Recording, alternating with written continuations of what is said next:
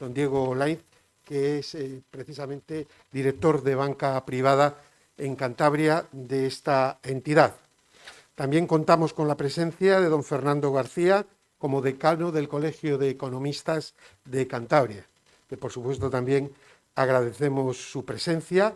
Don Álvaro Villamier, CEO del grupo empresarial Pitma, también muchísimas gracias por estar aquí esta tarde. Y don Víctor J. Carpintero, presidente del Colegio de Gestores Administrativos de Cantabria y miembro del Consejo Nacional. A todos ellos muchísimas gracias, como a ustedes, y también agradecer a los que online nos están sintonizando, bien en directo o bien diferido. Vamos a empezar, como en la anterior mesa redonda, haciendo una exposición por parte de cada ponente y luego trataremos que de forma dinámica ir volcando temas, pensamos, de interés para sobre todo de nuestra tierra, que es de lo que se trata, y abordar desde el punto de vista de nuestros invitados de hoy. Sin más, pues le dejo el micrófono a don Diego Lainz. Muchas gracias a todos y puede tomar la palabra. Muchas gracias, Gervasio. Muchas gracias al Ateneo por invitarme a este evento.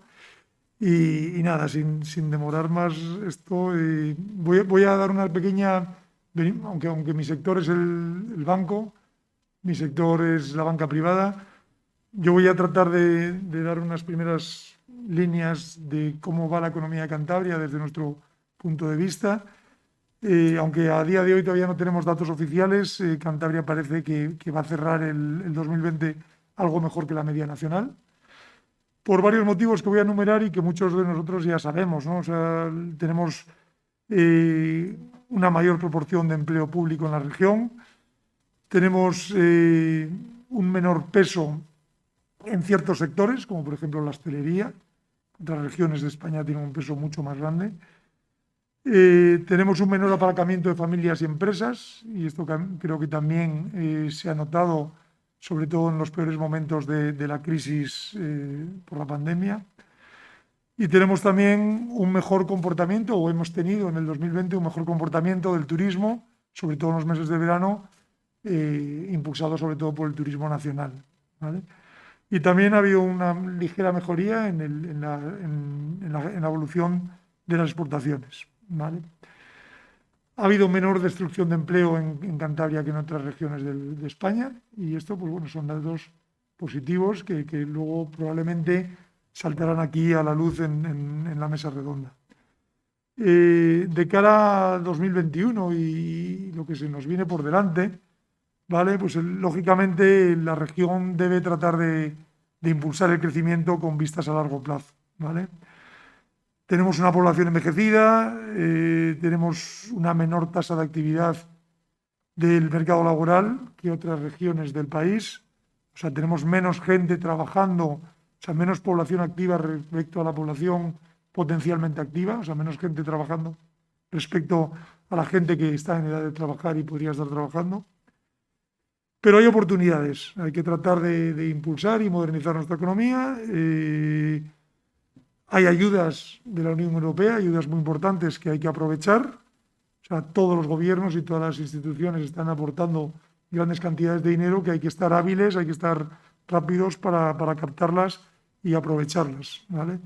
Hay que ser ágiles en la tramitación, ¿vale?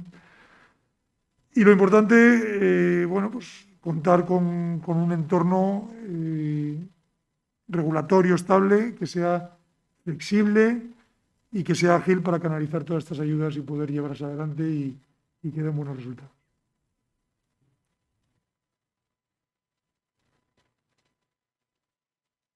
Diego, y a continuación pues tiene la palabra don Fernando García, como decíamos, decano del Colegio de Economistas de Cantabria. Bueno, buenas tardes y bienvenidos a esta mesa redonda. Bueno, lo primero que quería es agradecer al Ateneo, a Gervasio, la invitación a estar aquí en esta mesa y decir ya de entrada, bueno, que quizás no quisiera aburrirles demasiado con datos o con cifras, pero sí creo que es para poner en contexto de dónde venimos y luego poder hablar un poco de a dónde vamos a ir. sí me gustaría decir así en términos generales que la economía de Cantabria, hay un estudio que recientemente ha publicado el Consejo General de Economistas con la Cámara de Comercio de España y que hace un análisis retrospectivo de los 45 últimos años, desde el año 1975, es decir, desde el periodo democrático hasta ahora, por comunidades. Es un trabajo bastante interesante y del que me he servido un poco con algún complemento de algunas otras informaciones, pues para tratar de aportar un poco de luz o de ver un poco de dónde venimos, ¿no? Desde luego, la economía de Cantabria en los últimos 45 años sí que ha presentado una tendencia débil. Es decir, hemos crecido, pero hemos crecido menos que la media española, con lo cual lo que ha sucedido realmente es que cada vez nos hemos ido separando más, ¿no? Por citar solamente unos datos, en el periodo 75-2020, la economía de Cantabria creció en el Producto Interior Bruto un 1,90, mientras que en España lo hizo en un 2,39, ¿no? Siendo la tercera comunidad de España que menos creció en el periodo, solamente por delante del País Vasco y de Asturias, que crecieron menos. Si analizamos un poco los componentes del Producto Interior Bruto, que fundamentalmente son el sector industrial, el sector servicios y la construcción, pues lo que vemos es que hemos pasado de tener un posicionamiento fuerte en el sector industrial, hemos ido en declive, ¿no? En el año 1986 el sector industrial representaba aproximadamente un 27,83%, en España era algo más bajo, pero en el 2019 hemos bajado al 18,98%. Y esto además se aleja incluso de un poco las recomendaciones que nos hacen desde la Unión Europea, que nos vienen a decir que el 20% de peso dentro de la economía, del Producto Interior Bruto, sería el ideal, ¿no? En el tema de servicios, por contra, lo que hemos ido aumentando. Es decir, esto lo que nos viene a decir un poco es que a lo largo de estos años, lo que hemos ido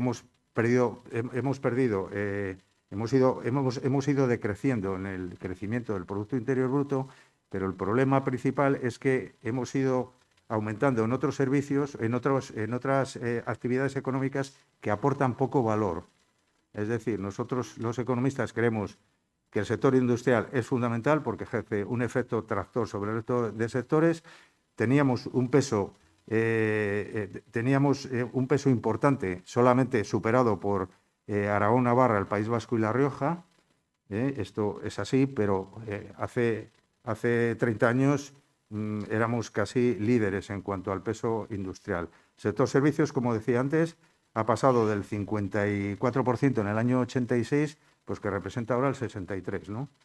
Y en construcción, pues hemos pasado del 4,63, que también es un sector importante, al 6,83. Ahí por el medio ha habido unos años de crecimiento importante, que son los años de la burbuja inmobiliaria, y luego después con la explosión de la burbuja inmobiliaria hemos vuelto a caer. Bien. Si nos fijamos un poco, yo no sé si igual me estoy extendiendo mucho, igual tendría que cortar el... ¿Sí? Te doy mi tiempo. Es que igual me estoy enrollando mucho. No lo sé, pero... Bueno, el otro tema importante que quería resaltar es el tema del PIB per cápita. En el tema per cápita hemos duplicado, hemos pasado de 12.253 euros en el año 75 a 23.000, ¿no? Pero ha crecido menos que otras comunidades, ¿eh? Hemos pasado de la sexta posición en PIB per cápita a la novena, con un crecimiento anual aproximado de 1,5 frente al 1,75 de España. Esto es muy significativo decir que Cantabria tenía en el año 1988 un PIB per cápita igual al 101,9 de la renta per cápita media española. 30 años más tarde ese porcentaje es del 92,6. Esto es muy significativo. Si hablamos de la población activa, pues lo que vemos es que en Cantabria creció en el periodo entre el año 75 y el 2020, la población activa creció, la población potencialmente activa, más concretamente, que son personas en acceder al mercado de trabajo entre 16 y 65 años, ¿no? Pues en este periodo creció aproximadamente un 39,34 y en España un 54,74. Bien es cierto que en este periodo de tiempo la población en Cantabria creció en conjunto menos, o sea, menos que en España, un 19,75 versus un 33,06. En fin, datos también. Tasa de paro. La tasa de paro en este momento es del 13,76 frente al 15,33. Lo que es preocupante es la tasa de paro juvenil, que es la más alta del país, con un 57,67%. Y eso es lo que verdaderamente nos preocupa. La tasa de paro femenina, por contra, es más baja en Cantabria que en el resto del país. Y ya viendo un poco los datos últimos que hemos visto de la prensa, en febrero de este año se han contabilizado 5.600 parados más en Cantabria, lo que supone un 14,4% en relación con febrero del año pasado. En este caso, el aumento está por debajo del nacional, que ha sido de un 23,5%. Cantabria ahora mismo cuenta con 44.486 desempleados y cerca de 9.000 están en el ERTE. Bien, yo no me gustaría enrollarme más. Yo me gustaría hablar quizás luego después en el debate, me gustaría hablar del tema de competitividad, que es importante, el tema de I+D+I, dónde estamos, cómo podemos mejorar. En fin, la presión fiscal. Por la presión fiscal, solamente Baleares tiene una presión fiscal más alta que Cantabria. Por ejemplo, el tamaño de las empresas, también otro factor que condiciona un poco la evolución. El tamaño de la empresa en Cantabria viene a ser de 3,5 trabajadores y el conjunto nacional de 3,8. Teniendo en cuenta además que el tamaño medio de la PYME en España está por debajo de la Unión Europea, ahí podemos ver un poco la proyección o las perspectivas que tenemos en el campo de la internacionalización, ¿no? Lo importante que es aumentar la dimensión de nuestras empresas. Y luego otro tema que ha tratado también así de pasada un poco Diego, que es el tema de la demografía, el tema del envejecimiento. Es un tema importante. El peso en Cantabria de la población mayor de 65 años en 2015 es del 20,3%, un 18,5% en España. O sea, tenemos una población mucho más envejecida que en el resto. Y esto además luego se ve que esta población está muy concentrada en las áreas costeras y muy despoblada en el interior. A su vez, tenemos un crecimiento vegetativo negativo y baja natalidad, ¿no? Y esto más o menos, luego sí me gustaría, como decía, como he dicho antes, dar unas pinceladas de lo que los economistas, no me gustaría decir una receta, pero sí decir unas reflexiones en torno a por dónde debería de caminar la economía de Cantabria. Por otro lado, yo creo que ahora los economistas no vamos a inventar la rueda en lo que necesita esta tierra. Yo creo que ha habido muchos estudios que se han hecho y yo creo que todos coinciden en por dónde tenemos que avanzar y realmente lo que hay que hacer es unar esfuerzos y remar todos en la misma dirección. Yo creo que ese es el matiz más importante. Entonces, bueno, voy a dar Gracias, don Fernando. Pues vamos a dejar temas para luego, que Sí, vamos precisamente a mejor. algunos de estos temas, como el tema de precisamente esos datos económicos en los últimos 45 años. Damos la palabra a don Álvaro Villa, CEO del grupo. Bueno, pues buenas tardes a todos. Muchísimas gracias por la invitación al Ateneo y a ustedes por la presencia. Nosotros somos una empresa familiar de aquí de Cantabria, con presencia en todo el territorio nacional. Entonces, bueno, pues tenemos una dispersión geográfica bastante importante, pero obviamente Cantabria es el sitio, el origen de nuestra empresa, la sede de nuestra empresa, donde vivimos y donde, pues bueno, nos duele, nos importa, ¿no? La situación para nosotros, lo que preveemos, bueno, pues nos da un poco la sensación de que estamos todos como cuando sales del dentista, anestesiado. Estamos obviamente preocupados por una situación, no es una crisis ad hoc, la normal, la que estamos viviendo. Estamos viviendo una crisis sanitaria con una cantidad pues bueno, llevamos un año con una mascarilla puestos, lavándonos las manos constantemente, con anuncios terribles de números que hace un año pues nos hacían temblar y ahora pues nos han hecho prácticamente insensibles. Entonces, bueno, en todo este recorrido nosotros en el mundo de la empresa lo que vemos es que cuando nos vacunen más o menos a todos y se pongan de acuerdo si tenemos que tener un pasaporte o no, que supongo lo decidirán al final para que volvamos a hacer cola para que nos den el pasaporte, llegará la realidad también de lo que queda, ¿no? Y yo me da la sensación de que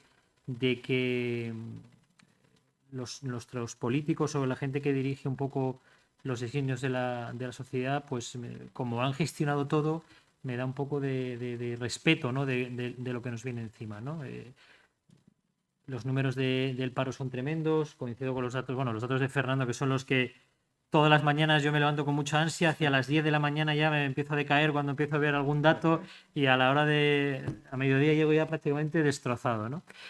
Los datos son tremendos, nosotros somos una empresa de personas, de talento de personas, un 60% de paro juvenil es gente migrando a Madrid, que sigue siendo tractora de empresas, y lo comentábamos antes charlando previa a la reunión, ¿no? Entre los 100 mejores colegios de España no hay ninguno en Cantabria. Es difícil traer talento aquí si no hay una red no le puedes dar a tus ejecutivos o a tus gente de valor que obviamente trata de que sus hijos estudien, mejoren. Si les tienes que mandar a un colegio País Vasco, Asturias, bueno, la situación en Cantabria es compleja, ¿no? Los datos del paro son tremendos. Entiendo que somos una sociedad que está muy basada en el servicio, y el servicio queremos pensar que lo mismo que destroza trabajo lo vuelve a crear de una forma más o menos rápida. Los datos del 20, evidentemente el verano fue extraordinario, pero desde el verano estamos en una situación todos de inquietud, ¿no? Y yo creo que tiene que haber pues un entente entre lo privado y lo público para salir adelante con políticas activas de creación de empleo, con flexibilidad. No podemos hacer que los ERTEs sean un salvavidas en un momento y ahora sean una piedra que te hundan, porque los negocios tienen que seguir abriéndose, las empresas son las quien va a crear empleo, quienes va a crear, inyectar capital en las familias para que puedan salir, gastar, funcionar. Nosotros vemos una situación compleja. Va a haber muchísimas oportunidades. También somos una empresa que pensamos que en los momentos de tormenta hay que montar molinos, no hay que esconderse. Entonces, bueno, pues lo enfocaremos como siempre lo hemos hecho. No será la primera crisis que vivamos ni va a ser la última, pero bueno, yo creo que sí es cierto que nos va a cambiar ciertos modelos de actividad dentro de nuestra compañía y de nuestro entorno, ¿no? Nosotros tenemos 3.000 empleados dentro de nuestra casa y tenemos que ser capaces de seguir captando ese valor para toda la nueva industria que se va a producir en los próximos años, ¿no? Y el cambio que se va a generar, que seamos un polo de atracción de talento. Es un poco como vemos el futuro. Muchas gracias, don Álvaro. Y para cerrar este turno de exposición, pues el presidente del Colegio de Gestores Administrativos de Cantabria, don Víctor J. Carpenter. Muy buenas tardes a todos. Gracias por su asistencia. Para no abundar en los datos aportados por los contertulios que tan brillantemente me han precedido en la intervención, yo voy a hacer referencia a un sector estratégico de la economía de Cantabria, como es el tema de las matriculaciones de vehículos, con unos datos escalofriantes. Las matriculaciones en Cantabria a cierre febrero 2021. Los datos de matriculaciones de turismos y todoterrenos en febrero no hacen más que consolidar una grave caída. Las matriculaciones cayeron un 51,7% en enero y un 26,86% en febrero, con lo que acumulan una caída anual del 40,37, 628 unidades menos que el año anterior. Las ventas a particulares, que son la parte más importante del mercado, cayeron al 45,86% en el periodo de enero-febrero. Se pasaron de vender 1.160 unidades a vender 531. Las ventas a empresas también cayeron un 25,19% en el periodo de enero-febrero, y aquí se ha pasado de vender 397 unidades a vender solo 297.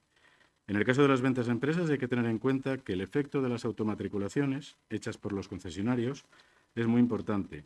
Si descontáramos los coches matriculados con los códigos postales donde están domiciliados los concesionarios, las ventas a empresas reales bajan en unas 150 unidades. Las ventas de vehículos eléctricos pasaron de 60 a 12 unidades, cayendo un 80%. Y las matrículas de híbridos subieron un 12%, pasando de 197 a 221 unidades.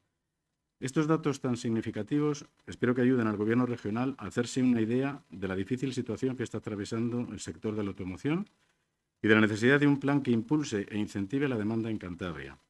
Solo con un plan Renove Cántabro se podrá hacer frente a esta situación tan complicada. La facturación de los talleres, como consecuencia de la falta de movilidad, también continúa en caída libre. Aumentar las medidas de reducción de empleo es una solución difícil y complicada para este sector que cuenta con equipos con los que llevan trabajando mucho tiempo. La conjunción de la tercera ola de la pandemia, la mala coyuntura económica y la caída de la confianza de los consumidores, sumados al fin del Plan Renove y la subida del impuesto de matriculación, está teniendo un impacto muy negativo en las ventas y solo con la ayuda del Gobierno regional se podrá hacer frente a la situación. Muchas gracias. Gracias, don Víctor. Y antes ha dejado, bueno, ahí dime estos balones botando que hay que rematar. Y vamos a empezar por uno de ellos que don Fernando precisamente comentaba, ese estudio del colegio de los colegios de economistas con las cámaras de comercio, ¿no? Ese dato, por ejemplo, que el PIB por habitante en los últimos 45 años, Cantabria ha sido lo que menos ha crecido en esos 45 años. Hablar de esas causas, tengo aquí fracaso social, de gestión, político, qué es lo que ha pasado, porque mal podemos enmendar las cosas si no conocemos la historia. Y el declive de estar en los años 60 en los primeros lugares de crecimiento, como muy bien ha aportado a esta situación actual, hay mucha diferencia. Entramos en debate, don Fernando, y pueden intervenir sin orden ni concierto, pero organizado. Hacer una valoración de qué es lo que ha pasado. Las causas son múltiples. Realmente, al final, el PIB no deja de ser un indicador que es un sumatorio de muchas causas, ¿no? Yo a mí me tenía interés en comentar un tema que me parece que es importante para el progreso de los pueblos y de las naciones, que es, digamos, el dedicar esfuerzos importantes en inversión en I+D+I, ¿no?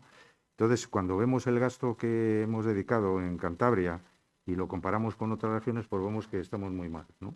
Por ejemplo, entre el año 1987 y 2018, Cantabria destinó en lo que es la inversión en I+D+I en el sector de empresas un 0,08% del PIB, que sí es cierto que en el año 2018 esa cifra se incrementó hasta el 0,34%, pero si nos fijamos, por ejemplo, en España esa cifra es del 0,70 la media, y si nos comparamos, por ejemplo, con Navarra, con Navarra estaríamos hablando del 1,13 y el País Vasco estaríamos hablando del 1,49, ¿no? Esto puede ser un poco la línea o el objetivo al que tendríamos que ir, ¿no? Ese es un factor importante. Y otro factor también importante es el tema de la competitividad.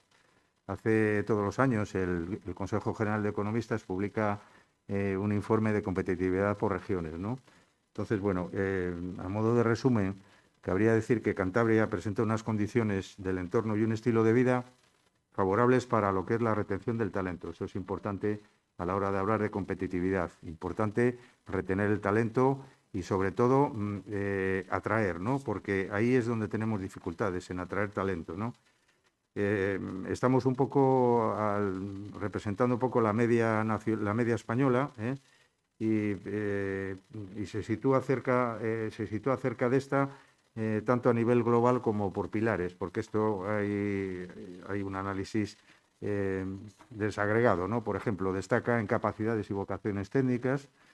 Por ejemplo, ¿qué es esto? Pues población activa con educación secundaria, población con educación secundaria, técnicos y profesionales, empleabilidad, facilidad para encontrar trabajadores cualificados. Y entonces aquí, por ejemplo, en este factor ocupa el lugar 4 de 18 comunidades, ¿no? En facilitar y retener figura en la 5ª posición.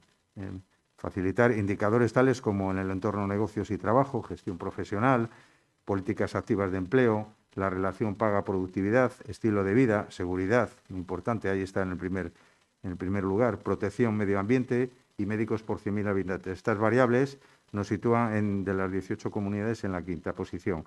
Pero, por ejemplo, en atraer talento, como decía antes, ocupamos la posición número 15 de 18. Y ahí, ¿qué es lo que cuenta? Pues migrantes, transferencia de tecnología, estudiantes internacionales, presencia de empresas extranjeras, atracción del talento, etcétera. Entonces, estos son factores que debemos de tener en cuenta a la hora de mejorar la competitividad. Desde la experiencia de un ejecutivo joven como es don Álvaro Villa y con una empresa ya con tantos trabajadores y profesionales, vamos a llamar, porque es eminentemente técnica.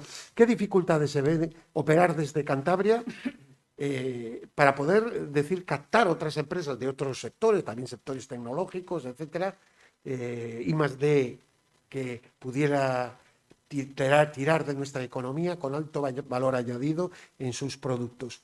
Desde la experiencia de su propia empresa, ¿qué se debiera de hacer? Yo creo que, bueno, una anécdota. Yo hoy, esta mañana he venido en el avión porque temas laborales y personales, vivo en Madrid y me tengo que volver mañana desde Asturias porque no hay conexión a la meseta hasta el próximo viernes, ¿no?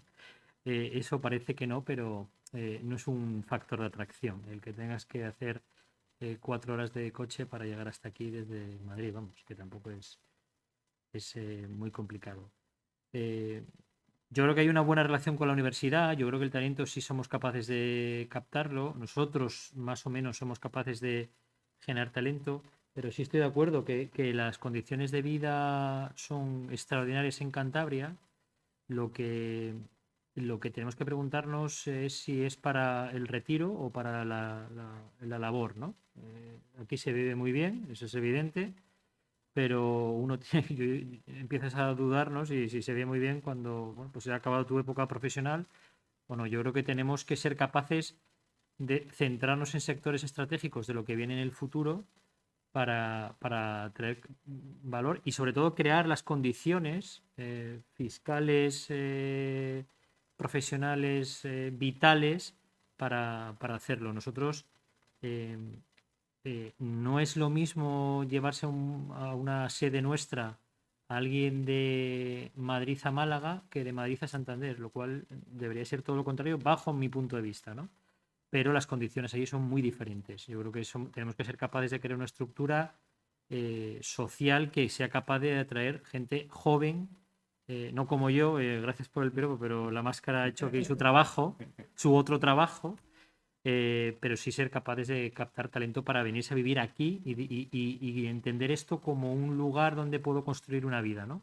Cosa que yo en las entrevistas que hago a la gente para traerlas aquí, a profesionales, es altamente difícil. Nos ven como... Yo creo que a veces lo pienso, hemos sido tan sumamente vehementes, ¿no? Que a lo mejor era lo correcto en decir, pasa un poco como Asturias, ¿no? Esto es tan bonito, el paraíso natural, pues que la gente dice, sí, paraíso natural, pero no debe haber ningún parque tecnológico, debe haber animales sueltos, ¿no? Eso yo creo que va calando entre la gente y a nosotros nos cuesta atraer talento aquí.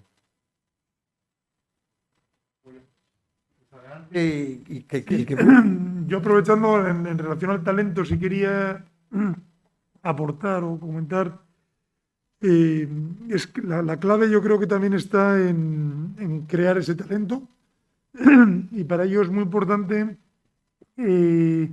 acercar tanto la universidad como la formación profesional, todo lo que es la educación, a la empresa, ¿vale? Y tenemos que tratar de orientarlo transformando un poquitín el sistema educativo, o por lo menos esas asignaturas que se imparten en los centros docentes, en las universidades, en los centros de formación profesional, tienen que tratar de buscar aquellas actividades que son las que se van a necesitar en el futuro. A día de hoy tenemos todos nuestros hijos, nuestros sobrinos estudian carreras que todos conocemos, ¿vale? Ingenierías económicas, derecho, medicina, son carreras que son un poco parte de nuestras vidas y que hasta ahora las hemos tenido siempre ahí, ¿no? Pero empieza a haber una necesidad de analizar cuál va a ser la profesión del futuro, ¿vale? ¿Cuál va a ser la materia que mis hijos tienen que estudiar de cara a estar bien preparados para el futuro? Y eso es algo que bueno, pues al final tendremos que diseñar un catálogo de profesiones del futuro, que es lo que y tratar de elaborarlo para tratar de adaptar nuestra formación, nuestras escuelas, nuestra formación profesional, nuestras universidades a lo que va a demandar nuestras empresas o lo que va... Yo creo que por ahí también es un poco pensar en el futuro, pero creo que por ahí tienen que ir los tiros. Antes comentábamos el dato de los colegios. Yo creo que los colegios en Cantabria no pueden dejar de ser bilingües a día de hoy, pero ya, o sea, hace 10 años tenían que haberlo sido así. Y a día de hoy todavía no lo son. Y no lo son ni tiene pinta de que lo vayan a ser a corto plazo. Eso tiene que cambiar. Permites, yo creo que, retomando un poco lo que decía Álvaro, yo creo que las empresas caminan hacia modelos empresariales más inclusivos, en donde el personal sea más diverso, donde tengas empleados que sean introvertidos, empleados extrovertidos, empleados que asumen más riesgo, empleados que asumen menos riesgo. En definitiva, empleados que estén muy vinculados con el devenir de la compañía. Y yo creo que los empresarios, por lo menos en su mayor parte, ven el futuro de su empresa como una empresa mucho más justa y mucho más inclusiva. Entonces, eso también, con el advenimiento, digamos, de un poco de las nuevas tecnologías, todos los procesos de digitalización, la globalización, incluso me atrevería a decir, por ejemplo, el tema del teletrabajo, ¿no? El teletrabajo bien entendido y bien organizado, no estar trabajando 24 horas al día en casa con un ordenador, sino bien organizado, eso puede ser un factor que puede facilitar, por ejemplo, la conciliación. En definitiva, yo creo que todos esos temores que existen de que las personas van a ser cambiadas por máquinas, pues yo creo que eso no va a suceder de entrada, porque hay profesiones que no van a poder ser sustituidas, ¿no? Ahí tenemos, por ejemplo, todas estas personas que nos han ayudado tanto en esta pandemia, que por cierto son las profesiones peor retribuidas y son las que han estado en la primera línea de fuego, ¿eh? Y estaría hablando, por ejemplo, de los médicos, que tienen unos salarios comparativamente bajos con el resto de las profesiones, los empleados de los supermercados, los bomberos, los policías, los militares, etcétera, ¿no? Y esos son los que nos han estado han estado dando la cara. Esas son profesiones que no van a desaparecer, los cuidados tampoco, ¿no? Entonces, la robótica lo que va a sustituir va a ser digamos que las actividades que menos valor añadido aportan al proceso productivo, y lo que va a conducir a eso es a mayores niveles de eficacia y eficiencia. Entonces, bueno, eso era un poco lo que quería apostillar a la comentada. Sí. Antes apuntaba en la Álvaro. tertulia previa a esta mesa redonda que no hay un colegio en Cantabria que esté entre los 100 mejores de España. Pero sí que tenemos una Universidad de Cantabria que está entre las mejores de España. Está reconocido por todos los indicadores y es una verdad fehaciente. También tenemos un parque tecnológico en Cantabria, con empresas que están trabajando para todo el mundo desde aquí. Está en nuestra mano cerrar el círculo, crear el talento a través de la Universidad de Cantabria, que también ponderada está, y trabajar a estas personas que no quieren abandonar la tierra, porque como hemos dicho antes es muy bonita, se vive muy bien, hay calidad de vida. ¿Por qué no cerrar el círculo y que accedan en condiciones favorables siempre que valgan? Lógicamente, no por el hecho de ser de Cantabria, siempre que su currículum así lo permita, que accedan en condiciones preferentes a estas empresas tecnológicas que están en el parque, en el PCTCAN, y que están trabajando para todo el mundo con éxitos, vamos, cuantiosos. Y ahora, en esta época que se comentaba antes, de la pandemia, del teletrabajo y demás, pues han dado el callo y han dado servicio, cosa que no puede decir la Administración, que se ha visto como ha sido desbordada por el mare magnum de ERTEs, de solicitudes de paro y demás, y a día de hoy, según los datos que barajamos desde el Consejo General de Gestores Administrativos de España, hay 300.000 personas en España que no han cobrado el ERTE. Es una cifra que, aparte de los 900.000 que están en ERTE, de esos 900.000, 300.000 todavía no han cobrado a día de hoy. Ya ha pasado un año. Quiero decir que por centrar la situación en Cantabria, que está en nuestras manos, intentar que este talento que creamos desde aquí no tenga que salir fuera y puedan empezar en unas condiciones favorables a trabajar. Sí, quisiera volcar esta iniciativa o pregunta, ¿no? Estar fuera de los ejes de desarrollo de España, Valle del Ebro, zona mediterránea, con el eje con Madrid, es un hándicap muy importante. El norte ha perdido sus oportunidades, sigue sin ponerse de acuerdo. lo mismo que todo lo contrario que el Mediterráneo, que sí se ha creado una unión empresarial entre la Comunidad Valenciana y Cataluña para fortalecer esos ejes importantes con el Valle del Ebro y con el exterior, con Francia. El norte, Asturias y Cantabria sobre todo, han quedado prácticamente arrinconados. Este es un tema clave también para nuestro desarrollo. ¿No sería esto una cuestión fundamental, sine qua non? Yo lo veo fundamental, evidentemente. Evidentemente. O sea, nosotros, por eso, cuando hablaba antes de la colaboración público-privada, hay cosas que nosotros, evidentemente, no podemos lanzar ni hacer y dependemos de los mimbres que nos generan las administraciones. Competimos en una clarísima, ya no digo en una inferioridad de condiciones respecto a nuestros hermanos europeos, sino en lo que comentas, los ejes con otros lugares que no son ni mejores ni más competentes que nosotros, simplemente tienen unos mimbres mucho más definidos. Yo, vamos, es que siempre cuento, bueno, lo atañe un poco a la comunicación, pero todas las infraestructuras, pero la comunicación es una de ellas, ¿no? Yo recuerdo en el año 99, trabajando en León, que donde me destinó allí mi compañía, fui a visitar los túneles que conectaban León con Asturias, en el año 99, porque van a llevar unas antenas y hacer ahí unas obras. Han pasado 22 años y todavía no han acabado. Así es imposible competir. Así es imposible competir. Y como esto, todo, ¿no? Es decir, yo creo que necesitamos un liderazgo que vaya más allá de nuestras pequeñas fronteras territoriales para que esta zona resurja, porque las empresas, nosotros somos una empresa que estamos aquí ubicada, pero tenemos un termómetro nacional diario y vemos cómo oscilan y cómo son las diferentes indicadores de consumo, de actividad, y obviamente necesitamos despertar y que nos despierten, ¿no? Eso es fundamental. En Cantabria no tenemos AVE, ni le vamos a tener, y ahora tampoco tenemos avión para ir a Madrid. Está entre nosotros el presidente del Ateneo, que es presidente de la Asociación de Amigos del Aeropuerto, no sé si.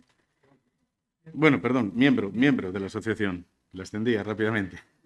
Tenemos aviones a media Europa y no tenemos vuelos diarios a Madrid. Quiero decir que estamos compitiendo en una desigualdad flagrante de condiciones con nuestras comunidades vecinas. Y aquí, así no se trae talento, así no se traen medios, ni se promociona profesionalmente esta región.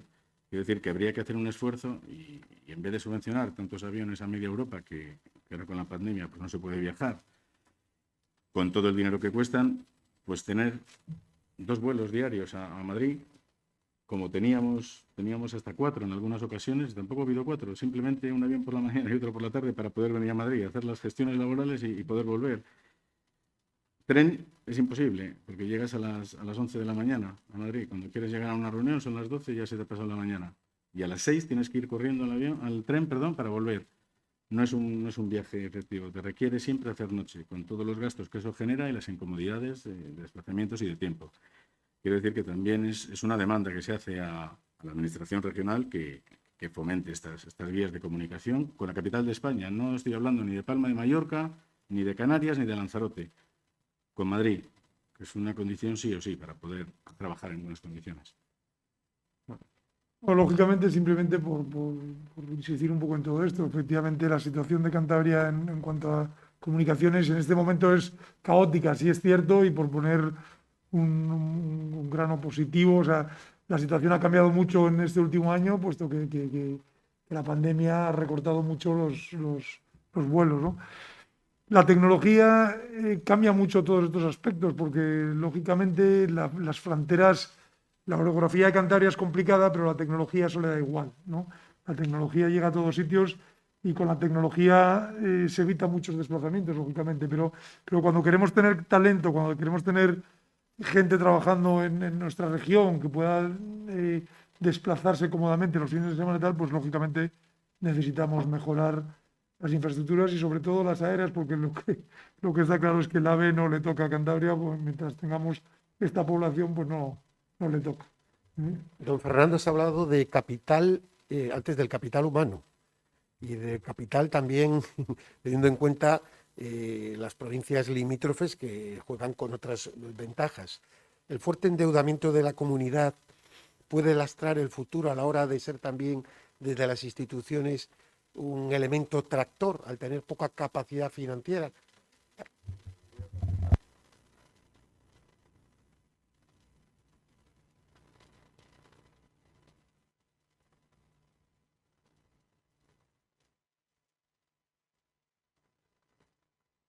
Todas las sinergias que tenemos, por ejemplo, con el País Vasco.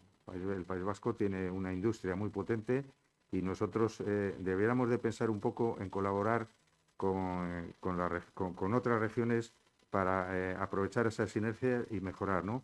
Yo ya en algún momento ya me niego a hablar ya de las cosas que están mal.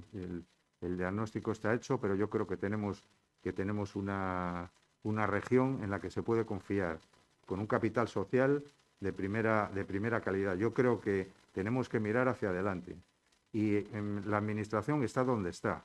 La Administración no crea puestos de trabajo. Lo único que puede crear es en la Administración, pero los que crean puestos de trabajo son las empresas. Entonces hay que conseguir que la Administración cree el clima apropiado. Pero la pelota está en el tejado nuestro, en el tejado de los empresarios. Y aquí me temo yo que en esta tierra somos bastante individualistas. Y cuando se plantean proyectos colectivos, pues cada uno va a su pequeña escala, ¿no? Entonces, bueno, eso por una parte.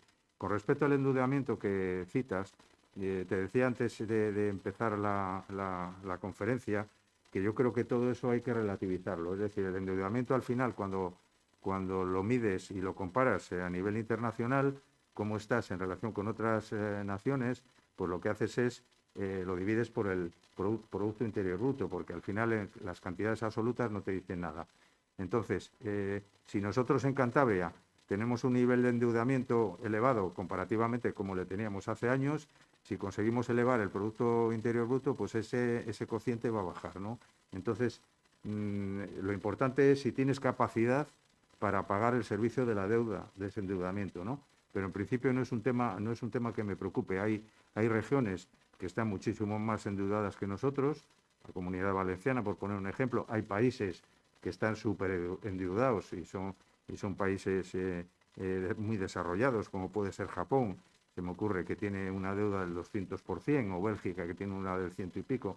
Entonces, quiero decir que este tema relativo, si tú eres capaz de hacer frente al servicio de la deuda.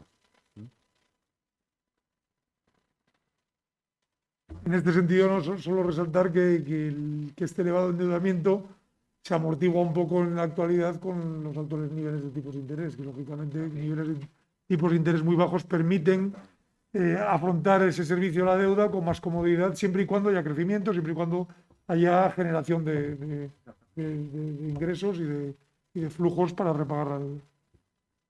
La Administración no genera empleo, Fernando, pero sí que puede favorecer las condiciones de las empresas que puedan competir, por lo menos en igualdad de condiciones que las vecinas. Tenemos el ejemplo a 100 kilómetros al este de los agravios comparativos que hay con la fiscalidad de la puesta en marcha de las empresas, el régimen foral vasco. Entonces, bueno, no pido un régimen foral cántabro, pero sí que ayuden y que promocionen y que permitan unas condiciones de desarrollo de las empresas de Cantabria. Bueno, antes lo comentabas, Fernando, que somos la segunda región de España en presión fiscal. Así no se ayuda a las empresas, siendo la segunda región de España con mayor presión fiscal. También es de las primeras regiones que recibe más financiación autonómica en relación con su población y con el PIB. Hasta ahora. Eso hasta ahora. Hasta ahora. El nuevo mapa de financiación va a cambiar. El tema de los regímenes forales, eso habría que cambiar la Constitución, algo así. Bueno, pero también se puede promocionar desde Cantabria con ayudas a ZOC, a las empresas de Cantabria. Ya. Sí, pero lo que quizá quiera decir es, y en ese aspecto, por ejemplo, desde el punto de vista empresarial, inversiones que se han ido por las ayudas forales, incluso por el tema del impuesto de sociedades. No voy a hablar de las inspecciones en la zona del País Vasco, que desde luego, por lo que cuentan, muchas empresas se radican allí por ello, es un elemento distorsionador de la economía en el norte. Eso parece claro, ¿no? Pues sí.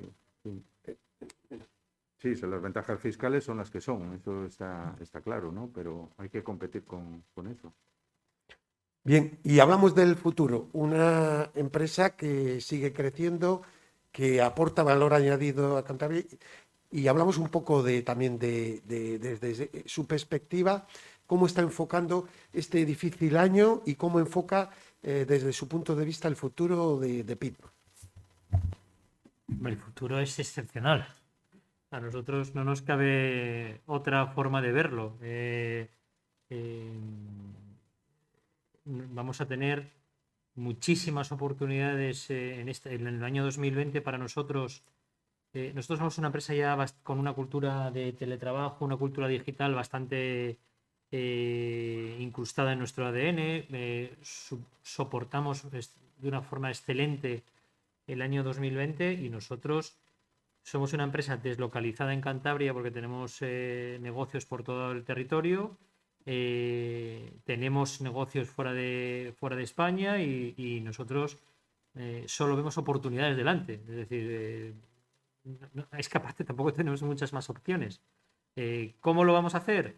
Pues como siempre, estando cerca del negocio, viendo todas las oportunidades que se nos aparezcan, captando todo el talento que podamos. Pero bueno, pensaba antes de la presión fiscal, es que competir un tipo máximo, no sé, es que ya me pierdo, no sé si es un 48 contra un 42, ¿no? Pues es que eso es salir a jugar contra el Madrid perdiendo 3-0. Que es muy difícil, es muy difícil. Pero bueno, nosotros apostamos intensamente vamos a tener un cambio absoluto dentro de nuestra compañía, no se va a parecer en nada.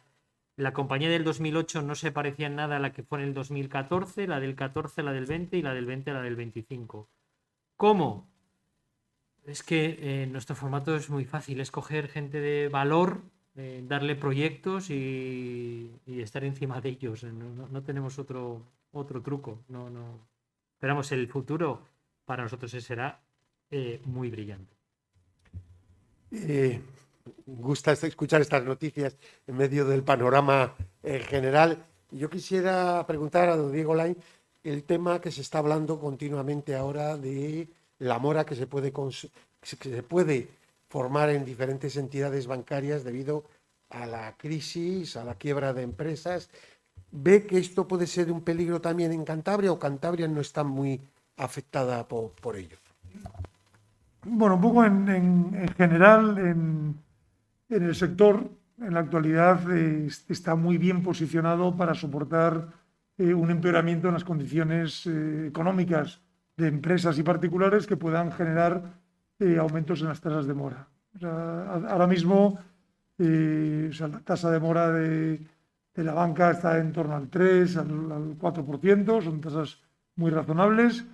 Los bancos en el 2020 han tenido un año relativamente bueno, ha sido un año muy intenso, ha sido un año, o sea, el sector bancario viene de una actividad frenética con todo lo que es la financiación y el traslado de los avales del ICO a todas las operaciones, a empresas y autónomos, y todo eso, pues bueno, pues ha generado una actividad importante. Por otro lado, también ha habido una serie de operaciones de moratoria para facilitar a particulares y pues para facilitar el pago de su financiación, basados, pues lógicamente, en todos estos ERES y todas estas situaciones personales complicadas que ha habido que gestionar, ¿no? Yo puedo hablar un poco de nuestro banco. Nuestro banco está bien posicionado de cara a un empeoramiento de las condiciones. En este momento tenemos unos ratios de capital del 14%, que es muy por encima de lo que exige el regulador, y tenemos un colchón suficiente para poder afrontar empeoramiento en las carteras de crédito. Sí es cierto que también tenemos unas carteras de crédito muy, muy conservadoras, con mucho préstamo hipotecario con una relación valor de las hipotecas a los préstamos suficientemente baja para poder aguantar cualquier tipo de empeoramiento, y la situación la vemos relativamente cómoda en ese sentido, ¿vale? El año pasado, por dar algunas cifras del banco y de cómo evolucionó el negocio, los recursos de clientes en el banco aumentaron un 9% y en la parte de Cantabria fue similar. Los préstamos que dimos a clientes aumentaron también en un 10%. De esos préstamos, la parte de préstamos hipotecarios aumentó en un 7%. ¿Vale?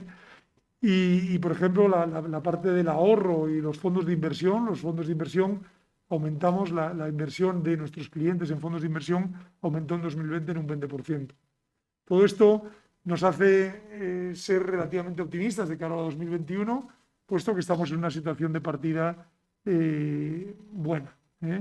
Y no pensamos tampoco que las tasas de mora tengan que empeorar mucho, siempre y cuando las vacunas lleguen a su sitio lo antes posible y la economía vuelva a retomar un poco de inercia. ¿Vale? Hombre, a mí como cliente, Fernando, de Liberbank me reconforta esta apreciación y esta situación. Y accionista. Bueno. No, hombre, y además, pues eso, ante la inminente fusión con Unicaja, ¿no? Que ya está más que pactada. Yo creo que es un tema interesante que puede beneficiar también sin duda a Liberbank. Esos ratios que acabo de dar son muy parecidos en Unicaja, sobre todo el ratio de solvencia, que es el principal ratio en una entidad financiera.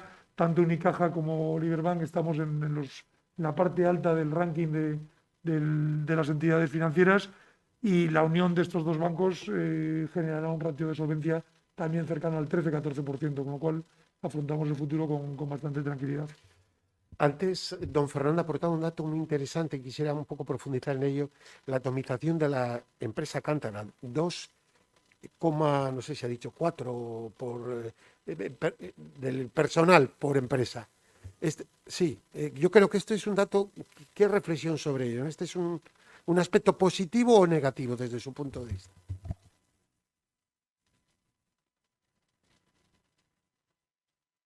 Aumentar el tamaño de las compañías es importante en un proceso de internacionalización de las mismas, ¿no? Porque lo que consigues es tener más masa crítica a la hora de abordar negocios y de incluso inversiones, ¿no?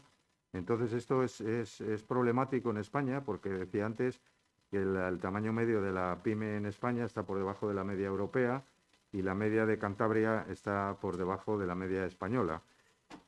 Bien, esto ¿cómo se puede solventar? Bueno, yo creo que la solución, entre comillas, no es nada fácil, es la búsqueda de fórmulas útiles o consorcios, ¿no?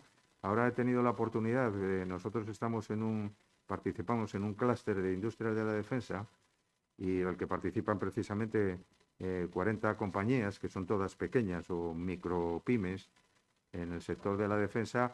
Y bueno, pues ahora va a haber fondos europeos, que esa es un poco la clave en la que tenemos que pensar ahora, y para salir de toda esta parálisis, los fondos europeos nos pueden ayudar. Y realmente ahí, ¿qué pasa? Que la dimensión que tienen las empresas son muy pequeñas, y para acudir a esos fondos tendrán que consorciarse. Es un poco la fórmula que se me ocurre que puede salvar, digamos, el tamaño, la dimensión. Pero volví a lo que decía antes, las dificultades que tiene la idiosincrasia empresarial, en mi juicio, en esta región, en la que creo que somos un tanto individualistas. Teníamos que dar ese salto para poder ir a proyectos comunes con otras compañías y ganar tamaño para poder competir y para poder acudir a poder ofertas, ¿no? Eso es un poco el...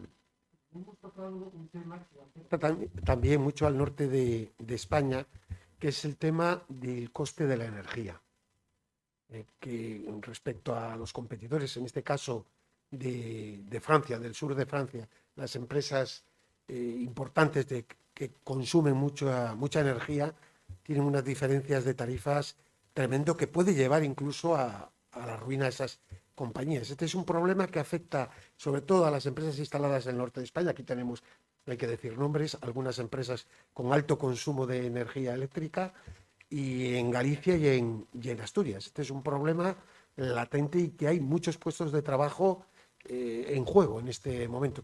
Yo quisiera conocer un poco la opinión de don Álvaro y del resto de los al respecto.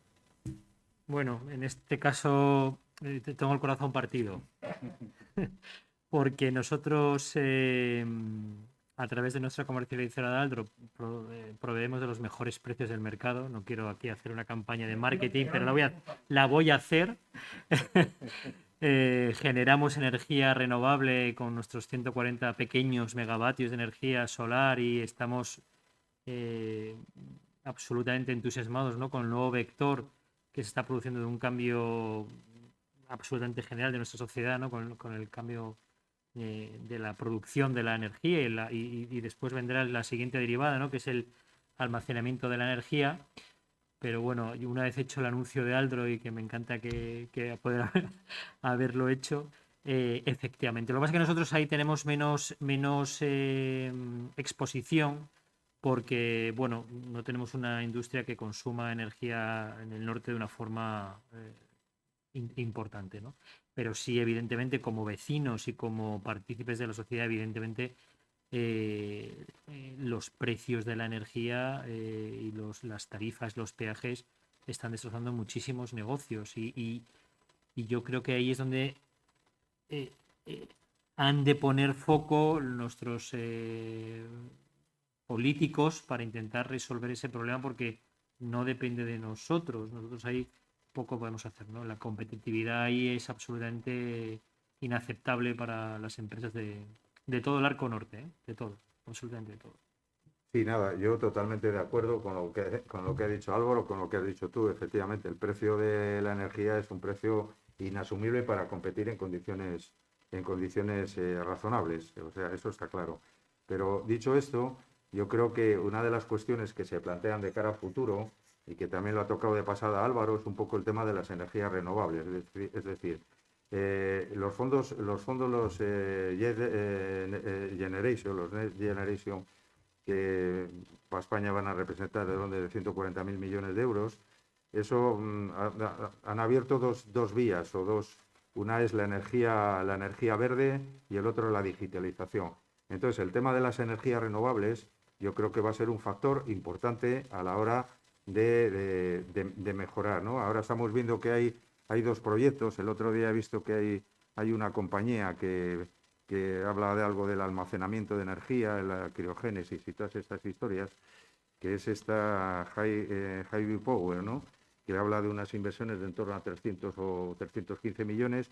Y luego también está lo de el proyecto de Repsol con lo de la presa de Aguayo, ¿no?, que eso ya es energía hidroeléctrica.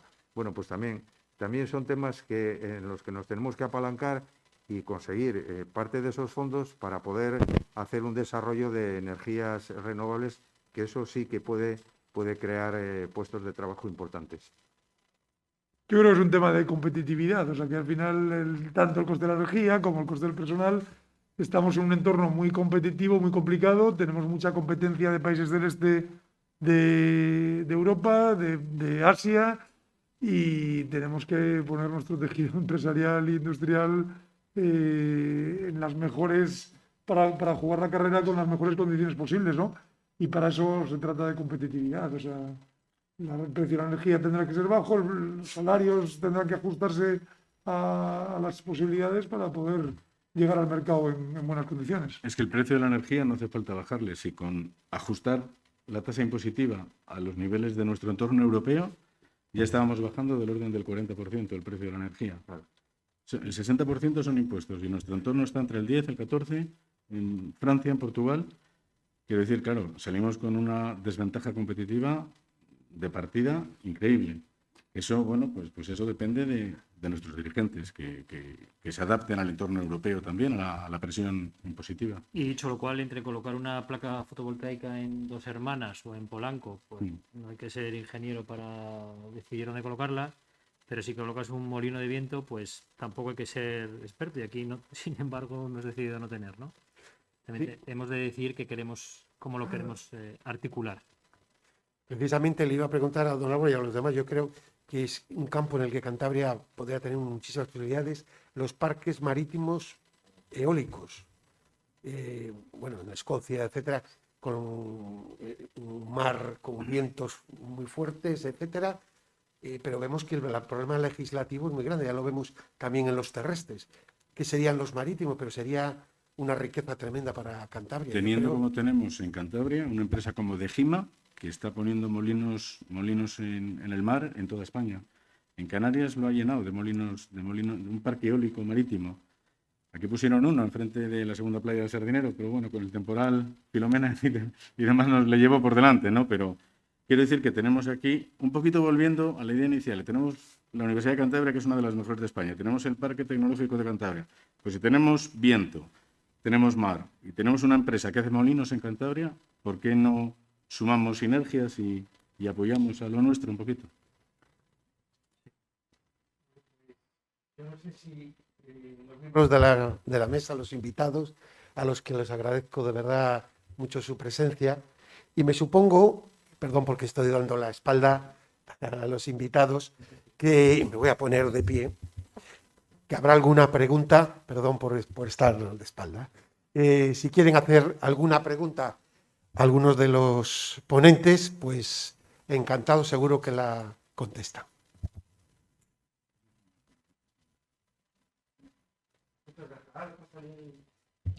Perdón, pues No hay micro, no.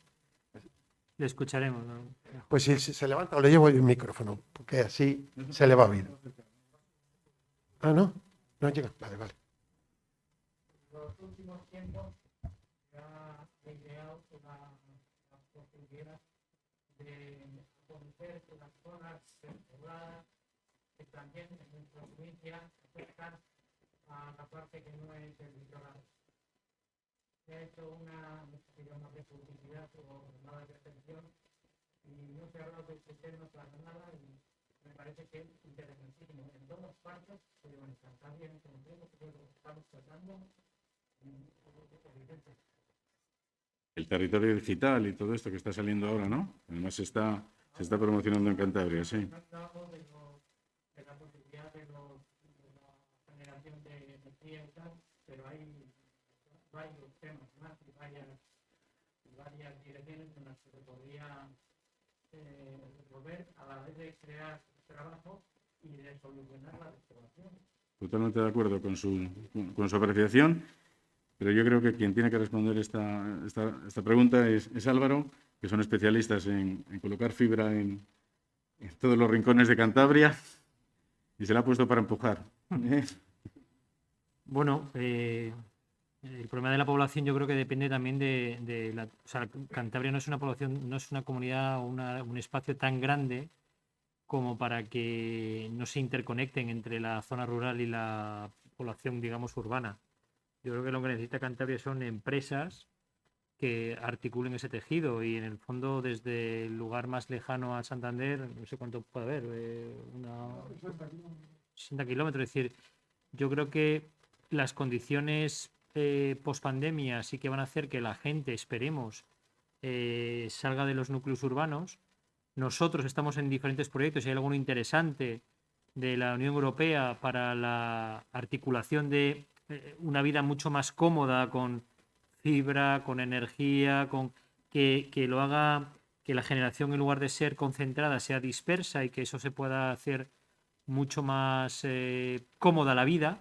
Y en esos proyectos estamos y yo creo que se irá haciendo poco a poco. Que se pueda hacer en el corto plazo lo veo difícil, pero yo sí creo que si se crean empresas e industria, obligatoriamente se van rellenando todos esos huecos en los cuales, bueno, pues es mucho más agradable vivir, pero tenemos que conseguir que sea más cómodo vivir, ¿no?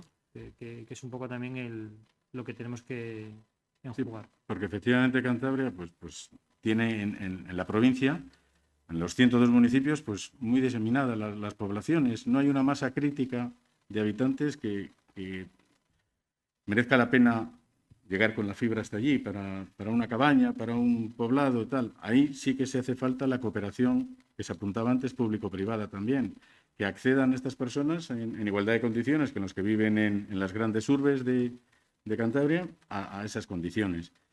La calidad de vida allí pues es fantástica, la vida es mucho más barata también y si les creas una zona de confort con comodidades, con acceso al teletrabajo, a videoconferencias y demás, pues ¿por qué no se pueden desplazar allí a trabajar? Sí, nosotros como colegio profesional, como economistas, sí hemos hecho una serie de propuestas en varios ámbitos de la economía, ¿no? Y concretamente en esta pregunta me parece que es muy atinada. Hemos planteado la idea de conseguir un desarrollo sostenible tanto desde un punto de vista económico y financiero como medioambiental e inclusivo, tratando de reducir las desigualdades que existen en el territorio, actuando precisamente sobre las zonas rurales. Y en eso, ahí sí que puede ayudarnos mucho las oportunidades que ofrece lo que es la economía circular. Economía circular, todo el reciclaje, el potenciar el sector agroindustrial, eso es importante también, y eso puede contribuir a fijar población y evitar el despoblamiento. Realmente estas son políticas que no son de hoy para mañana, porque parece que el tema del despoblamiento se ha descubierto antes de ayer, pero es una tendencia que ya viene desde hace muchos años, ¿no? Entonces, el conseguir que las zonas ahora rurales despobladas se consigan solamente con el acceso a Internet, que eso está muy bien, es una de las facetas que puede posibilitarlo. Lo que hay que facilitar son negocios y el emprendimiento en la zona para fijar la población. Y hay que volver otra vez a un proceso de escolarización en esas zonas rurales. Es decir, es un proceso de largo recorrido que no se consigue con sacar un decreto ley, ¿no? Entonces, bueno, a ver si nos ponemos las pilas de una vez y empezamos a arrancar sobre ello. Tenemos otra pregunta más. Perfecto, pues si se puede poner en pie por cuestión de sonido, no por otra cosa. Yo quería indicar que, en mi opinión, Cantabria es una región muy poco solidaria, que somos muy individualistas, como ha puesto el presidente del Congreso, y lo manifiesta de la siguiente manera. Siempre estamos hablando de la Cantabria Verde, que es una maravilla, pero sin embargo el precio de la leche se sigue pagando a 0,34 céntimos, que en general no cubren ni los costos. Con lo cual, difícilmente, todos alabamos mucho que vamos a ver avanzar, pero difícilmente se va a conseguir que se mantenga, lógicamente, la gente en el campo, que a veces. Luego, intentamos escribir todo. El Banco Santander, por ejemplo, hace poco ha querido hacer el museo, que va a ser el mejor museo posiblemente que haya en España privado, el museo que va a hacer el museo privado. No de tanto tiempo, hace 4 minutos, he visto a 15, 20, 30 personas en unas pancartas vergonzosas que había diciendo que no, que es que se quitaba la vista de la varilla. Todos sabemos la dificultad para hacer el centro botín. Los años que llevamos para poder hacer el perfil que comunica que a ver cuando se va a conseguir llevar al polígono de la partida, que va desde la bahía, que hace poco estuvo aquí el director del puente y buscaba por la razón que posiblemente se podía calificar el número de coches y etcétera.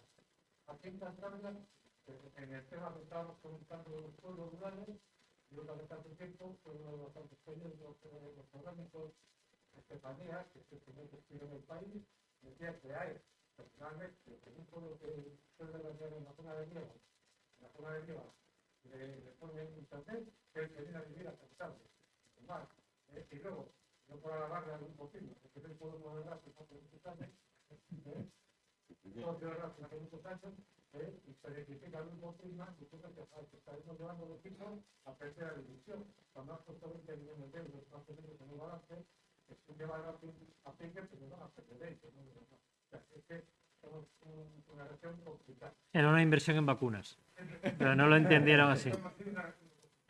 Sí, si ponemos al día con Hacienda. Muchas gracias, Bueno, sí. Quería conocer su opinión de un asunto, que no se ha tratado y que yo creo que puede tener un cierto interés, o al menos conocer su opinión, que es la cantidad de lo que llamo yo la hiperlegislación y la enorme burocracia y lentitud que hay para desarrollar algunas iniciativas.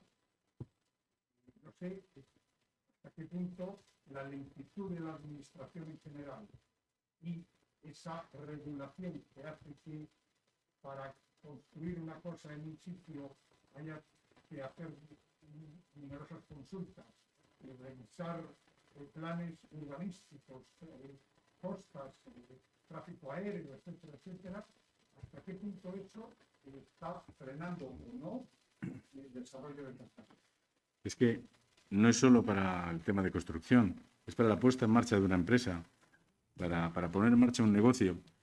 Nosotros desde el Consejo General de Gestores Administrativos hemos elaborado un paquete de 25 medidas que hicimos llegar a Su Majestad el Rey el 2 de febrero y bueno, también a los ministerios con los que tenemos relación para agilizar la administración en todas estas materias, porque como he dicho antes, se vio desbordada por la pandemia, vio que no daban respuesta los economistas, los gestores administrativos, fuimos declarados actividad esencial y estuvimos durante la pandemia trabajando. Empezaba la campaña de la renta y estuvimos con nuestros despachos abiertos atendiendo a los ciudadanos que venían a pie a traer los papelucos de la renta, como decimos allí, en cuanto se abrió el pistoletazo de salida. Nosotros, una de las medidas que hemos propuesto es el modelo de declaración responsable. Yo quiero abrir este negocio, esta tienda en el barrio. Vale, me comprometo, digo que obra en mi poder toda esta documentación, deme los permisos. Y si no cumplo, que caiga todo el peso de la ley sobre mí. Pero dejen de pedirme documentación que obra en poder de la Administración. Y todo hace más que ralentizar, con que viene inspección de policía, la obra, la licencia, la apertura, no sé qué. La gente se le quitan las ganas de abrir negocios con esta vorágine y con esta carga administrativa que hay. El modelo de declaración responsable ya se está empezando a imponer en la Administración, en las peticiones, y yo creemos que por ahí será el camino, pero todavía le queda mucho recorrido a este tema. Yo poco más que añadir, estoy totalmente de acuerdo. Yo creo que los procesos de legalización o de dar de alta un negocio se demoran excesivamente en el tiempo. Y yo no tengo aquí cifras, pero en otros países europeos el plazo medio para aperturar un negocio es infinitamente menor que el que ocurre en España. Por lo tanto, ese es un tema que creo yo que es muy mejorable. Y eso va a facilitar pues el emprendimiento, porque como decía Víctor, es verdad, la gente al final pues se echa para atrás. Nosotros el 1 de diciembre iniciamos la construcción de un call center para una de estas empresas del grupo. A petición expresa mía, lo acabamos antes del 31 de diciembre, era partir de cero, es decir, como si entra uno en esta sala y lo derrumba y construye un centro, sus CPD, sus datos, sus ordenadores, sus mesas. Acabamos el 26 de diciembre, 27, no recuerdo bien, y creo que mañana nos dan la autorización para abrir. Bueno, lo bueno es que como no conoces otra situación, pues bueno, esta es la que tienes, ¿no? Y vas tirando, ¿no? Pero efectivamente es tremendo, ¿no? Es tremendo. Sí, es muy importante lo que estamos diciendo, lo comentaba ya al principio, que hay ayudas en Europa, están ahí y hay que ser muy ágiles, hay que ser muy flexibles, hay que tener un entorno regulatorio estable, pero es imprescindible para poder canalizar y pillar esas ayudas, si no se nos van a ir por el camino. ¿Alguna pregunta más? Pues muchísimas gracias por su presencia ustedes aquí, a los que están online, y muchísimas gracias especialmente a nuestros invitados que también tienen otras obligaciones y que han hecho un hueco en su agenda para estar aquí con nosotros. Se lo agradecemos en nombre de la Junta Directiva del Ateneo. Muchísimas gracias.